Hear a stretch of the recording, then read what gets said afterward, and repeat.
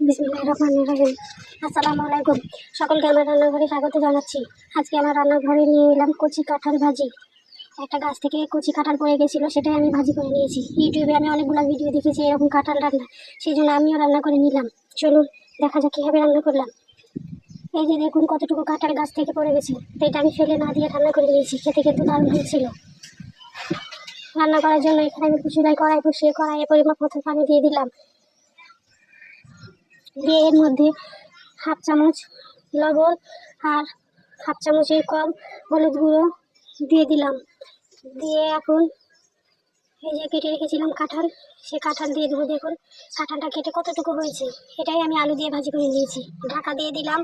কিছুক্ষণ পর ঢাকা উঠিয়ে এই যে ফুটে গেছে, মানে আমি হালকা সিদ্ধ করে নিয়েছি। আর এতে কাঁঠালের যে কষ সেটা বের হয়ে যাবে। এই নাড়াচাড়া করে এখন আমি একটা ছাঁকনি দিয়ে ছেঁকে তুলে নিচ্ছি। সুন্দরভাবে পানি থেকে একটু একটু করে ছেঁকে তুলে নিলাম। দিয়ে এই পানিগুলো কড়াই থেকে ফেলে দিব। দিয়ে আবার কড়াইয়ে তেল দিয়ে দিলাম। সামান্য তেল দিয়ে এখন যে কাঁঠাল সিদ্ধ করে রেখেছিলাম সেটা এখন আমি হালকা ভেজে নেব। একদম ভাজবো না, তবে হালকা ভেজে নেব। এই সময় চুলার জাল আপনারা মিডিয়াম হিটে রাখবেন, না হলে কাঁঠাল পুড়ে যেতে পারে।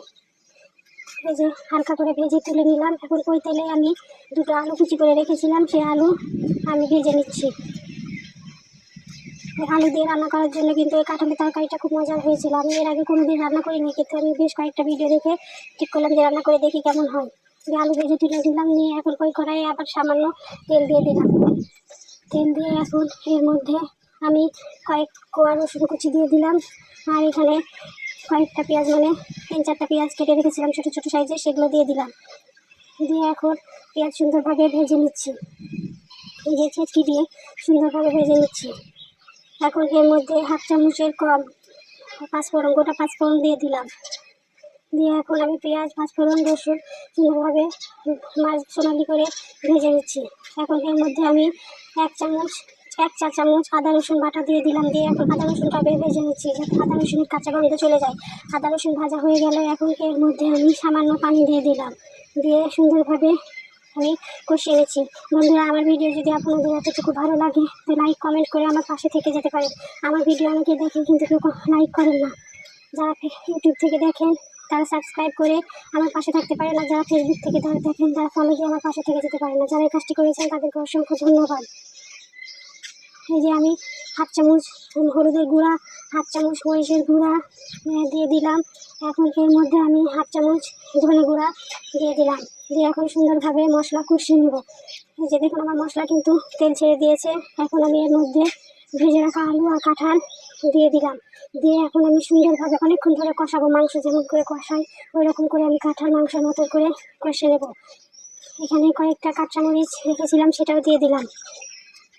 মাংসের মতো করে যত কষানো যাবে তত খেতে মজা লাগবে। এই যেখানে আবার সামান্য পানি দিয়ে এখন আবার বাটি দিয়ে পানি দিয়ে দিলাম যেন সেদ্ধ হয়ে যায়। আমি তো হালকা সেদ্ধ করে নিয়েছিলাম, আর এখন সামান্য পানি দিয়ে একদম পুরোপুরি সিদ্ধ করে নেব। যেহেতু কচি কাঁঠাল, এর জন্য একটু সেদ্ধ বেশি করা লাগছে। দিয়ে ঢাকা দিয়ে দিলাম। কিছুক্ষণ পর ঢাকা উঠিয়ে আমি একটু নাড়াচাড়া করে দিচ্ছি। এখন আমার পানি সম্পূর্ণ গায়ে যায়নি, আর এবং আলু আর কাঁঠালও সেদ্ধ হয়নি। এই জন্য একটু নাড়াচাড়া করে আবার ঢাকা দিয়ে দিলাম। ঢাকা উঠিয়ে দেখুন পানি অনেকটা কমে এসেছে, আর আমার আলু আর কাঁঠাল মোটামুটি সিদ্ধ হয়ে এসেছে। এখন আমি হালকা হালকা করে শুধু ভাজা ভাজা করে নেব।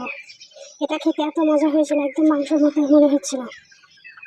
এই যে এখানে আমি ভাজা জিরা গুঁড়া হাফ চামচ দিয়ে দিলাম, আর হাফ চামচেরও কম আমি গরম মশলার গুঁড়া দিয়ে দিলাম।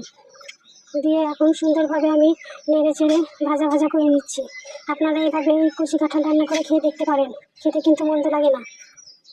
এই যে দেখেন একদম সুন্দরভাবে আমার ভাজা ভাজা হয়ে গেছে। আমার ভিডিও দেখার জন্য ধন্যবাদ বন্ধুরা।